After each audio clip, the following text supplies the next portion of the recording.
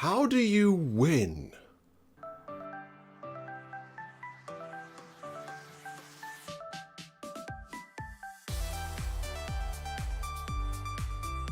Hello everyone and welcome back to Affinity for Commander, and that is the question that I've been asking myself ever since Flubs got spoiled, without the answer being just immediately Underworld Breach and Thassa's Oracle.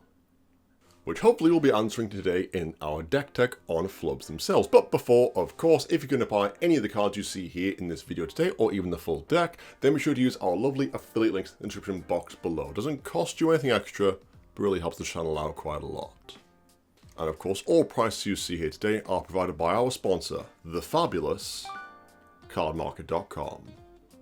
Now, onto the probably single weirdest buy box promo I've ever seen. Flubs the Fool is a 0/5 legendary frog scout for 1 green, 1 blue, and 1 red. He reads, you may play an additional land on each of your turns, and whenever you play a land or cast a spell, draw a card if you have no cards in hand. Otherwise, discard a card. So, Flubs will make you immediately fill your graveyard with your hand for having the sheer audacity to try and play the game of Magic the Gathering, but will then actually reward you by letting you draw a card to, slightly refill your hand. So to play Flubs, it is a completely different style of playing. You aren't playing from your hand, you're going to be playing from your grave or exile, and it very much becomes obvious why cards like Underworld Breach and therefore Thoracle are incredibly popular with Flubs, given the fact that we're going to be filling our bin and shredding through our library as quickly as humanly or frogly possible.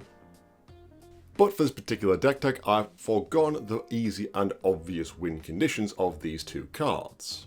So instead, we're going to be focusing on landfall triggers for his first effect, and graveyard synergies for his second effect. Let's get to it. At 0 CMC, we've got a few cards, as is immediately help fuel Flubs' ability for no mana at all.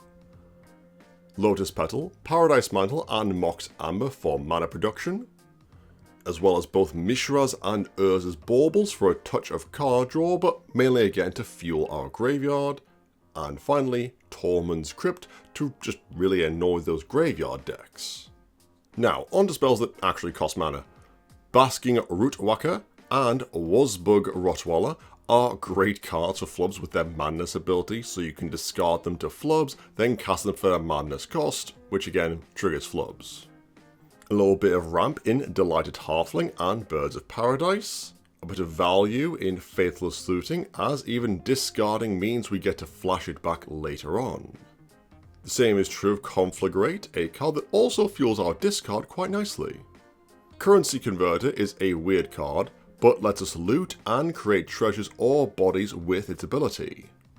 And lastly, we're of course running Gamble, which will mostly be a red Entomb, and Scoot Mob to be our lovely little late game beat stick. Up to 2 CMC, we've got most of our actual true ramp. We are in green after all. Farseek, Nature's Law, and 3 Visits are to let us grab lands and put them straight into play, therefore not triggering Flubs' ability. We're also running Arcane Signet and Felwar Stone for colour fixing. Now, the next few cards are super weird but synergize beautifully with Flubs. Ignorant Bliss is to be cast and then flashback something from the grave, trigger Flubs to draw a card, resolve the flashback, and then get those exiled cards back to hand, and draw a card. You might now actually have a full hand again. Land Grant does something similar, but you have to have no cards in hand, so make sure it's cast for free, which will then trigger Flubs, allowing you to draw, as you'll have no cards in hand. Rites of Spring again to play with no cards in hand, as you discard as part of the cost, so you draw and get the land to hand. To help enable all these shenanigans, we've got more flashbacks with Memory's Journey to either annoy any graveyard player trying to cast a reanimate spell, just shuffle that right back in, or if you've gotten rid of something we actually need, then we can flash it back for 1 green mana. Same is true with Ancient Grudge and Moment's Peace. Fine cards, great to be able to flash back later on when we're handless. Last card to talk about is Containment Construct, a card that saves our discarded cards, allowing us to cast them this turn. in what will hopefully be a lovely little loop of discard, draw, cast, discard, draw, and on and on and on.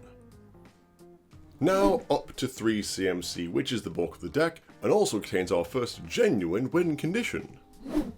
Glinthorn Buccaneer is a lovely, endearing card for that simple middle line of text to ping all of our opponents for 1 damage whenever we discard a card, which will be, you know, all of the time. Speaking of discard and sculpting our hand, we need some on-demand discard. Aeula's Influence for some unbearable action, and Seismic Assault to just shock anything. But with discarding all these cards, especially lands, being able to play them again would be of a great benefit, especially since we can play 2 a turn. Both Crucible of Worlds and Ramanap Excavator let us play lands from the bin, and Azusa Lost But Seeking ups our land drops to 4 a turn with Flubs out. Have this set up with 1 fetch in the bin, and you can just rinse through all the remaining lands in your deck. Plus, you'll be triggering Flubs multiple times. To help with making Flubs' ability just a bit more powerful, Aerith Tormented Prophet lets us exile cards instead of drawing for Flubs' abilities. Meaning we'll still have no cards in hand, but we'll still trigger the draw ability and therefore Aerith's ability, meaning we should really be able to go off with this pair out. The File of Galadriel also enhances Flubs' ability by drawing us more cards and also serving as a mana rock. Riella the Everwise not only should become huge, but also saves us a card each turn when we trigger Flubs. Tireless Provisioner and Birgi, God of Storytelling, both generate us mana either as landfall with treasures or just by adding red to our pool. And apart from these two, we're actually pretty low on creatures, so Ensnaring Bridge is very worth it to stop us dying from being hit in the face too much in the early game. Jessica's Will should also be giving us both mana and cards to be casting, with our last card being a good old favourite, Eternal Witness, hopefully letting us take back some cards from the bin that we'll need later on. Now moving up to 4 mana, and you know, we're actually playing a battle of all things. Invasion of Karsus enters and bolts all creatures. With Flubs being a tough froggo, he's completely fine. But more importantly, when flipped, we get a creature that will be shock each opponent whenever we cast a spell. And we are essentially a spellslinger deck, so this is a very good thing for us. Some of our last creatures are Ashling Flame Dancer, who keeps our red mana available and works really well with Flubs going through multiple spells a turn. And Bryling Sky Shark Rider is in line with Buccaneer as being a lovely win con when we're discarding constantly. Splendid Reclamation should be a massive ramp card for us given how many lands we're pitching. And finally, Song of Creation is a very interesting card with Flubs out. You'll cast a spell and you'll draw 3 cards provided you'll make sure to stack them as the Song first, then Flubs. So that Flubs will check first and see you have no cards in hand, drawing you a card, then the Song will resolve and you'll draw 2 more. Plus, you can now play 3 lands a turn. It's a big risky card, as if you pass, you'll have absolutely no hand in your opponent's turn. But this is a, go big or go home style of deck, so this card works perfectly for that. The last card at 4 CMC is Surly Badgersaw, which is one of my favourite names in all of Magic. But it essentially functions like a red waste knot, getting us different benefits for discarding different cards, either making the dino bigger, getting treasures, or having the badger fight something.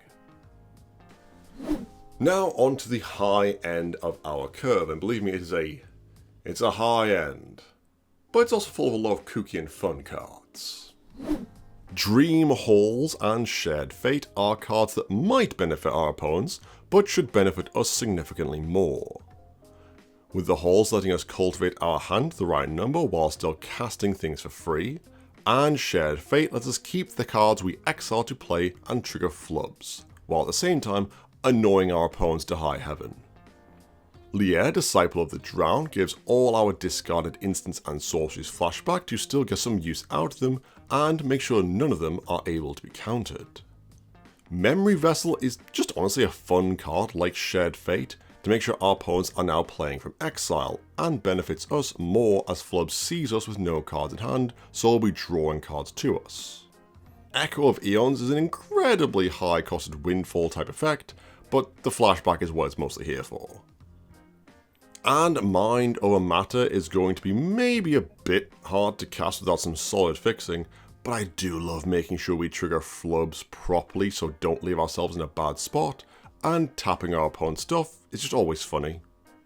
But also untapping our mana producers to still play more spells gets very silly quickly when combined with cards like Conspiracy Unraveler, who lets us cast our spells essentially for free. That lets us then draw cards with Flubs, as we'll have no hand, discard them to Mind Over Matter to untap our mana, and use mana to flashback value pieces, in a continual cycle of just value. Isn't this exceptionally clunky though? Yes it is. But it is funny. And finally, just in case the discarding to burn our opponents out doesn't work, and Brawlin's fat beats just aren't enough, then Omnath Locus of Rage is here to remind people that we're going to be playing a lot of lands, and 5/5s that bolt you when they die is nothing to joke about. Now onto the lands, and weirdly there aren't a lot of cards that benefit Flubs, surprisingly, but there are a few cards that do help trigger certain effects in our deck and synergize pretty well with some of our solid game pieces. The cycling land lets us trigger our Shark Rider and a Badger Saw, along with getting us through our library quickly. Alchemist's Refuge lets us play at instant speed for a turn so we can do disgusting Aerith stuff with less interference.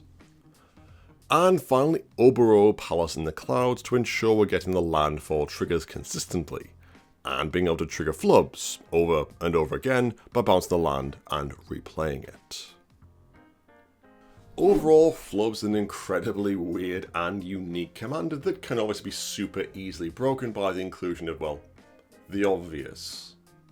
But I'm quite happy with our slightly less powered list that shows the still powerful commander that can do important and impactful things, even if you are playing a little bit out of the ordinary. That's fine, I might not make him very popular, but he'll still be a very good and beloved commander. I wonder how popular he actually is. Ha! People do like frogs. That is true, people do like... No! No. Not you. Never you. And that will be the end of the video, guys. Thank you so much for watching. What is your favourite weird card to be putting in Flubs? Let us know in the comments below. We read every single one of them. As always, all Affinity for Commander content is made possible thanks to the support of our amazing patrons. You guys are truly awesome. If you too like to help support the channel and get access to exclusive rewards like our Patreon Discord server, deck advice and games, then be sure to check out our link in the description box below. As always, you can always help support the channel through the quick and easy ways, liking this video, subscribing, commenting, and sharing it with your friends. But that'll be it from me for now. As always, I've been Alex, and I'll see you next time.